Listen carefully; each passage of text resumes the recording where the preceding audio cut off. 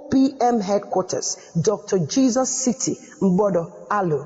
Come with your letter-headed papers to contact the power to get wealth. OPM, Dr. Jesus in action. Dr. Jesus in action. God is here. Mr. Chef Mixed Spices Seasoning Cube don't land with all your rich spices where you love inside one cube. Mr. Chef Mixed Spices Seasoning Cube. Spice mix exactly the way you like them. They available for seasoning cube. Try them today. Chocolate. It has great taste. If they're ahead. Full of nourishment and vitality. Ovaltine is good for me, good for you. This is Rstv World News. We bring you world-class news, accurate, first-hand, entertaining, balanced analysis. Rstv, Channel 22 Port Harcourt.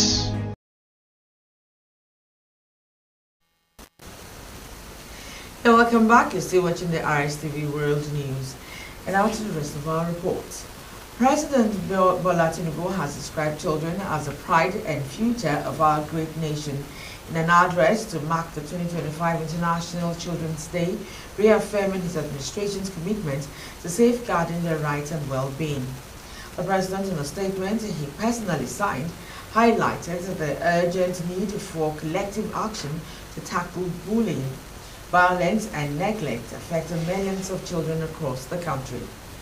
With up to 65% of school-aged children in Nigeria reportedly experiencing some form of bullying, Tinubu unveiled a series of bold initiatives to strengthen child protection frameworks, promote a safe learning environment, and ensure that no Nigerian child is left behind. In his message, which aligned with this year's theme, Stand Up, Speak Up, Building a Bullying-Free Generation, the president called on families, schools, communities, and the government to work together in building a safer, more nurturing Nigeria for the next generation. President Bola Tinubu has Tuesday asked the National Assembly to approve the implementation of 3 types of borrowing to finance critical government projects in view of dwindling financial constraints. These are capital grazing funds, the FGN 2025-2026 external borrowing plan, and a request for approval for issuance of domestic bond to fund retirees' pensions through the contributory pension scheme. In 3 separate letters read on the floor of the House by Speaker Abbas, the President is seeking the approval of the House to borrow $2 billion for capital grazing funds, over $21 billion, over 2 billion euros, and as well as 15 billion Japanese yen, and a grant of 65 million euro and 770 and over 757 billion naira. The President also asked the lawmakers to approve the issuance of a domestic bond to offset the liabilities of retirees under the contributory pension scheme, saying in the past government failed to meet the obligation set out in the Pension Reforms Act. According to the President, the borrowing is for the settlement of federal government of Nigeria pension obligation to retirees and an essential investment in human capital development, which is allowed under the Fiscal Responsibility Act of 2007. President Tinubu also requested the House to approve the establishment of a foreign currency-dominated issuance program in the domestic debt market. The proposed capital raise of up to $2 billion would be implemented by the Debt Management Office DMO in line with the Presidential Executive Order on Foreign Currency-Dominated Financial Instruments Local Issue Program 2023.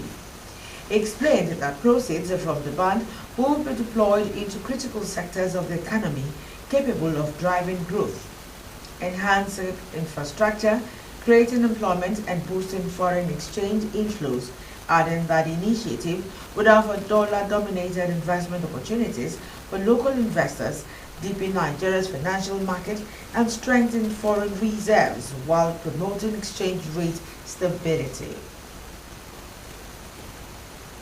And on the foreign scene now, from Sudan, Council's report that a new cholera outbreak has killed 172 people and infected more than 2,500 over the past week.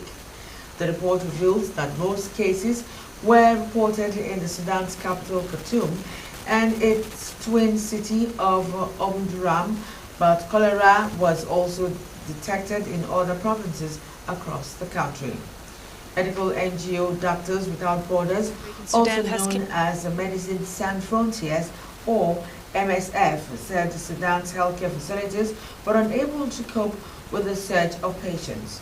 Sudan's coordinator for MSF, Joyce Baker, said the cholera spike began in mid-May, with MSF teams treating almost 2,000 suspected cholera cases in the past week alone. She said the scenes in treatment centers were disturbing, with many patients arriving too late to be saved. Cholera disease is transmitted through the ingestion of contaminated food or water.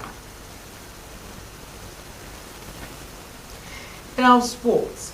Head coach of Ghana's Black Stars, Otto Addo, has said Wednesday's Unity Cup encounter with rival Super Eagles of Nigeria is not a friendly game.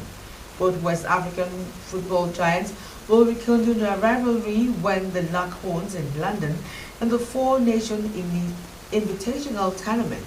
A win for either side will set up a final clash with Jamaica or Trinidad and Tobago. Addo, who was in charge of the Black Stars when they qualified ahead of the Super Eagles for the Qatar 2022 World Cup. Also, he was on the sideline when the Black Stars lost 2-1 to the Super Eagles in the friendly game in March 2024. Speaking in his pre-match press conference, Addo admitted that the game will be difficult for his side, but believes they can get a positive result. Now, do you love and care about Rivers State and her peace? If yes, let's build and take her to greater heights. And this is a task you and I must accomplish. And now to end the news, let's take a look at some of our major stories. Rivers State Administrator Vice Admiral retired Ibokete Ekwe Ebas has called on political leaders to shed their swords and commit to the process of forgiveness and reconciliation in order to achieve enduring peace and development in the state. Suspended Rivers State Governor Simlai Fubara has extended warm greetings and heartfelt wishes to children across the state in celebration of the 2025 Children's Day. We have reported that President Bola Tinubu has asked the National Assembly to approve the implementation of 3 types of borrowing to finance critical government projects in view of dwindling financial constraints. And that's the size of our package this evening. Thank you so much for being a part of the news. My name is Emily Sari Mbero. Do have an amazing night's rest.